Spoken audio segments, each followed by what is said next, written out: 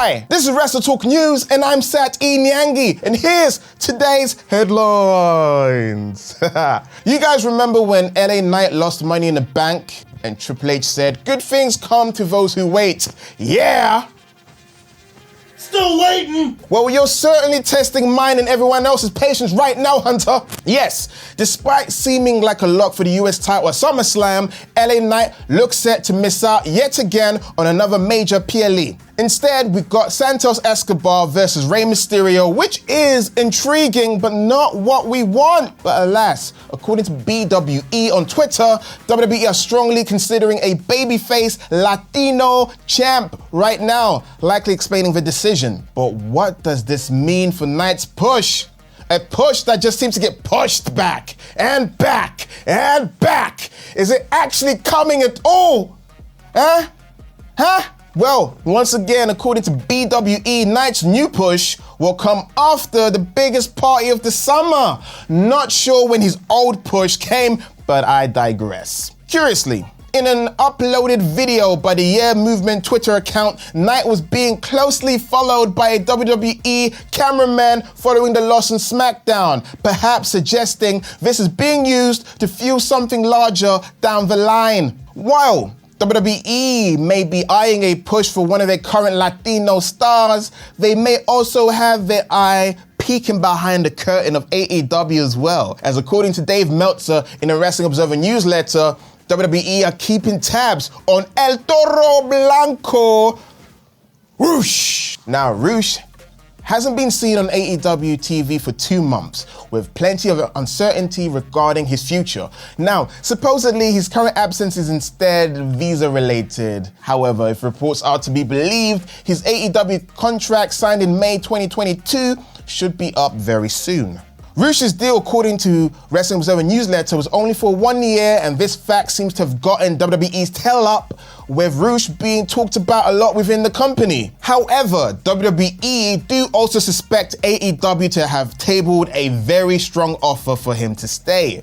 Now, as you likely know, Dragon Lee, Roosh's brother, is already a WWE star in NXT. But according to Dave Meltzer in the Wrestling Observer newsletter, Roosh would likely need main roster money to convince him to sign with WWE due to the aforementioned strong AEW offer on the table. However, it may not all be about the money. Just recently, Roosh broke his social media silence, posting a picture alongside Lee captioned, "Family," while also later posting that we'll hear from him very soon, so watch this space. Crucially though, if you watch yesterday's news, there are plenty of reasons for WWE not to be signing people right now, especially from AEW, so keep expectations tempered right here. And finally, just a quick one regarding a potentially massive surprise appearance at August 5th SummerSlam. According to PW Insider, WWE Hall of Famer The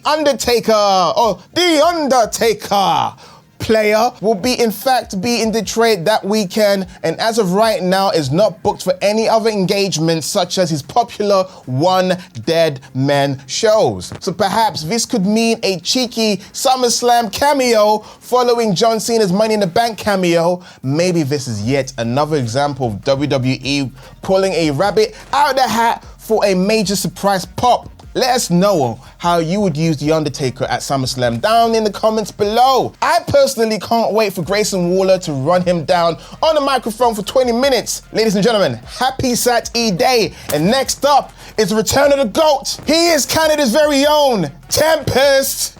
Beat Canada! Look at that, that's Canada's booty.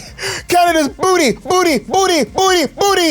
Canada's booty. Mwah. See you guys later. And the camera goes black. That is Canada's booty. I'm Tempest, and this is the Royal Rampage review in 1 minute. Wait, that ain't right. Hang on. This is gonna be a hard one. I had to take 2 weeks off after Pete told me my Rampage One Takes weren't impressive. So naturally, my first one back has to be the Royal Rampage. Let's get to it. Set, start the clock. We begin with the Royal Rampage as Darby Allin and Jay Lethal begin in Ring 1, and Swerve and Nick Wayne began in Ring 2. We then had Minoru Suzuki, followed by Brian Cage Ethan Page, somebody. Why, I did the thing with the font again, damn it. Commander, The Butcher, Big Bill the Blade, Isaiah Cassidy, Toa Leona, Matt Sydal, Khan, Matt Hardy, Matt Menard, Jeff Jarrett, Angela Parker, and Jake Hager. They really ran out of surprise entrants of big names after Minoru Suzuki. Would have saved him for last. Nick Wayne had a great showing, especially near the end, but he was ultimately eliminated by Swerve as it came down to Swerve and Darby Allin. A very good final pair. Nana tried to get involved and Swerve powerbombed Darby onto his skateboard, but Darby managed to hit his suicide spear through the ropes to eliminate Swerve and win the TNT title shot for All Out. The Acclaimed and Papa Bum Bum beat QTV in a trios match after Max Caster said some very rude things about Harley. And man, you want to talk about Jay White having a slow start in AEW? Johnny TV needs to get away from these fools. And then in our main event, Chris Statlander defended the TBS Championship against Marina Shafir, and I'm sure that you all will be shocked to learn that Chris Stat won, and that's Rampage. It was harder than I thought it would be, but not. You did splendidly. Double the ring, double the time. That's what I'd say. He's right. F you, Pete. I'll take an easy one. You want a 1 hour show to do a one take? Come back and work Saturdays, coward. Oh, it's a challenge. And with that being said,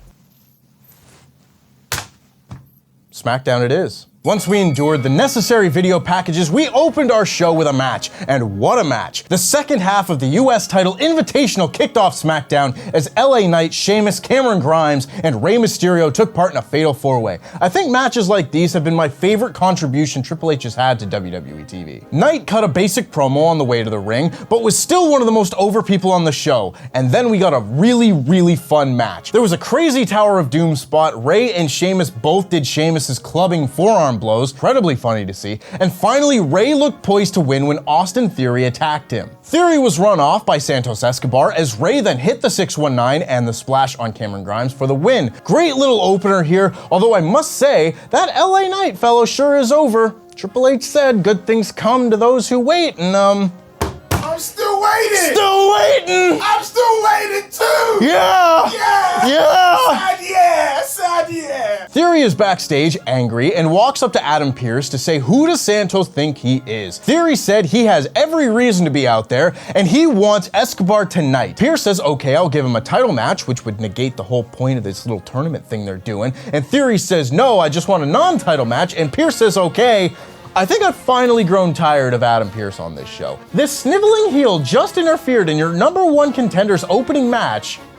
Why are you such a bitch, Pearce? Punish him! We then saw Charlotte Flair defeat Io Sky in another pretty solid TV match. Bayley was doing the Lord's work, harassing Michael Cole on commentary, as Charlotte and Io went back and forth. Bayley got out of her seat to try and help Io, and the screen went spooky as Bayley is now being haunted by Shotzi. Certainly wacky, but it drove Bayley off as Charlotte managed to hit natural selection, still one of the worst finishers in WWE, to win the match. Afterwards, Asuka came out and stood tall, and I thought this was a pretty effective way to build the SummerSlam match. Charlotte gets a big win in a good match. Can't complain. Dominic Mysterio and Rhea Ripley are backstage and are interrupted by Butch, who says Dom should give him a shot at the NXT North American title, but Dom says he's not prepared, and Shawn Michaels came in and made it official anyway. Ah yes, a Raw guy defending an NXT title against a SmackDown guy on SmackDown.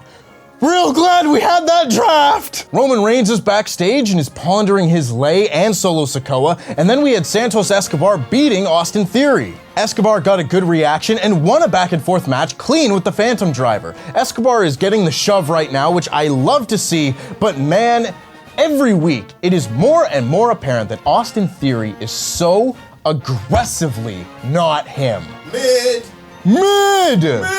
Dominic Mysterio defended the North American title against Butch, and if you want to guarantee Dom can get on well in the ring, Butch is a pretty good choice to put him in against. Pretty Deadly came to ringside with Elton Prince in a wheelchair, and eventually Ridge Holland ran them off, and it was in that ruckus that Rhea Ripley managed to trip up Butch and allow Dom to push him into the post and try and pin him, readjust, and pin him for real. It was a bit of a wonky finish, but otherwise this was another solid match. Not a lot to this one, but you really got the feeling that the matches on this show all meant something. Top marks for that. Then we finally had our Terms of Engagement segment in the main event. What does that mean? Well, it was a contract signing. Branding, baby. Jay and Roman sit, and Roman asks Jay if he still wants to do this. Jay says Roman made him do this. Now Jay has to get Roman. Jay says he's got to do whatever he's got to do because this is going to be tribal combat. Roman looks concerned and asks if the elders know about this, and Jay says it was their idea. Basically, it's a no DQ match. Branding! Roman says he's carried this company for a decade. This isn't his first rodeo. He takes his lei and places it on the title as both will be on the line at SummerSlam as they both rise, stand face to face, shake hands head to head as if they were like prepared to duel. It was a really cool visual. Roman then went to leave and Solo tried to spike Jay, but Roman stopped him and Jay super kicked Solo to end the show. Lots of intriguing ways to look at all of this. You could obviously take the Roman and Solo route as their trust seems to be deteriorating, but also this tribal combat aspect of the story is a neat touch from what we've seen so far. We could do with a bit of exposition as to what we can expect and why this is so significant, but we have a couple more SmackDowns for that. Overall, this was a really good SmackDown. No bad matches, high stakes in pretty much every segment, solid build towards SummerSlam. I can't take any marks away, really. This SmackDown gets a 5 out of 5. Wow! And that just about wraps things up from me. Sat and I will be back today with our full SmackDown review podcast over on the WrestleTalk podcast channel, so make sure you don't miss it. I've been Tempest, and that was wrestling. Yeah! Yeah! Mind signing new talent WWE? Play with the toys you got. One toy that people are kind of worried Mum might have thrown out or taken to the charity shop is Bray Wyatt.